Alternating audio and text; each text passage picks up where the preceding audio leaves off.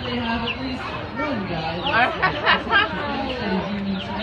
Alright, can we go ahead and leave that croc squad over there, please? And the goal was to try and draw the animals to one spot, but it looks like they spread out here. So I'm really going to confuse them, make an entrance over here now. Alright. The goal today is just to lead with all 9 fingers, both hands and both feet that I enter with. 9 fingers. Alright, first animal coming up to me is a large American alligator. And you'll notice when I go to feed these guys, I attempt to do it by tapping them on the nose, let them know food is coming, they open and close their mouth and everything goes as planned. But these guys, woo, just nick me. Ooh. You hear that loud pop when they strike with their jaws. That's anywhere from 3,000 to 5,000 pounds of pressure per square inch. That's the strongest jaw of any animal on the planet. Now I am kind of getting myself in a silly situation here. And not knowing which way to go. As long as they don't close in on me too fast, I think we'll be alright. Excuse me, sir. You'll notice while I'm in here, oh, there's one under the tree. You see, he's hiding in the trees right at the bank of the water. That's what they would do naturally. They don't naturally come up on land. Hey, give me some chicken, guy. But they would rather sit hidden and concealed at water's edge, hoping for prey to come near, where they're just gonna lunge out and strike totally unnoticed. But not only am I watching out for their heads here, thank you guys, for the one person that let me know.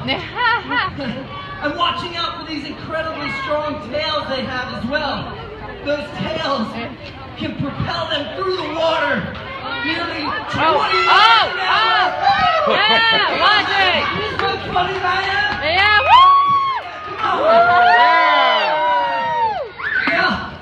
Those tails propel them nearly 20 miles an hour through the water, but they can also use them as a weapon. That's where they would store the majority of their fat and muscle as they hibernate through the winter. So they're just incredibly strong and heavy.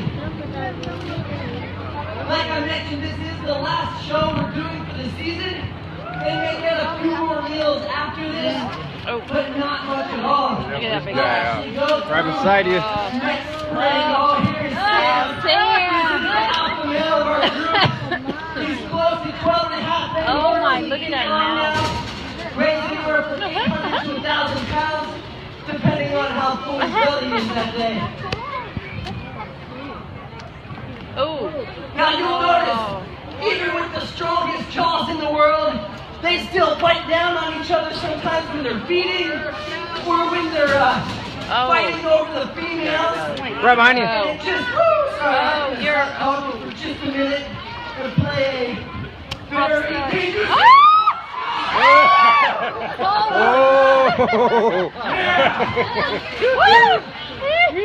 I was under control the whole time. Excuse you. No, you'll see these guys bite down on each other, and it's like, man, it doesn't even seem to faze them. And it's because they may have some nerve endings around their head that are used for feeling vibrations in the water, but those nerve endings don't really feel pain. Right behind you. They're fight over food, over mates, and everything without getting hurt. You'll notice that many of the male alligators in here are missing a whole lot of teeth. Well, because this is the tail end of their breeding season, they've been fighting over the females in the pond, and they do lose their teeth, but they always have another one right there ready to grow back in. And I'm out of chicken ready. Thank you, sir. Garrett, These guys aren't very patient when I run out of food. Oh my God. I just gotta take a break for just a minute. Right next to you. And they're not gonna let me. Yeah. Look at that. Now, earlier I mentioned this isn't natural for them to come out of the water like looking for food. Matter of fact, alligators really are naturally fearful of humans. and prey that would be this large. It's only because we started feeding them chum as we moved into parks and things where this animal's habitat is, that they've begun to really lose their fear of people. So that's why we do occasionally have alligator attacks. For the most part, that's our fault for making these animals that are naturally scared of people look at us rather, as a potential source of prey. No, wait. You'll see they're very well adapted to the water. You'll notice they have red feet in the front and even more red in the rear. That obviously helps them swim through the water. They're covered just from head to tail in that giant wetsuit, that leathery skin. You'll also notice the position of their nose and their eyes, just right on the top of their head there. That allows them to come up out of the water with their nostrils just right here, take a breath, then go back under submerged without ever being noticed. Matter of fact, if you saw one of these guys out at the lake just coming up for a breath, you'd probably just assume there was a big turtle under there. But when their eyes and their nose actually comes up, if you look at the animal's distance from the eyes to the tip of the nose, say it's about 10 inches, you can relatively safely guess there's about a 10-foot animal under there. So if you have an animal like Sam, you can look at his eyes to the tip of his nose is about 13 inches. That lets us know it's probably a 13-footer under the water. Now, we don't really have a lot of alligators right in this area, although they do get spotted occasionally. But if you go about 100 miles east or even south of here, near Choke Canyon State Park, it's really easy to see alligators in the wild. And I promise, if you go down there to enjoy that, you're not going to have to worry about alligators walking up to you like this while you dodge their mouths, I promise. Now, not only do these animals bite with the strongest jaws in the world, you'll notice this guy just covered in these giant scales right from his head on down to his tail. Those big bumps, those are called osteoderms. And those osteoderms are individual bone plates right under the skin. They serve as armor for them. Okay, get out of here. An animal the size of any of these, fighting with the strongest jaw in the world, covered in armor from head to tail.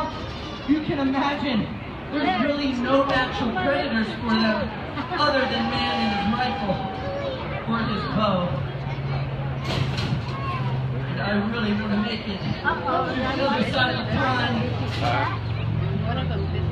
Hear these mouths spin. See if I can make a move for it. Alright. Now, you guys may have seen us on dirty jobs cleaning out this pond, and you're looking out at that pond going, man, it's time to clean it again. Well, the fact of the matter is, this is relatively fresh water in here. We just don't put anything in the water to kill that algae. That algae actually serves a very important purpose. You see, these are cold-blooded animals, which means they need to regulate their own body temperature. So this algae forms a layer of insulation on top of the water. It gives them a cool area in the depths and a much warmer area up front, allowing them to pick the temperature in which they're going to regulate their own bodies. Not to mention, alligators, like I mentioned earlier, do have a natural fear of humans. So if they can have murky water to hide in, they are much more happy, content, and in turn to help individuals.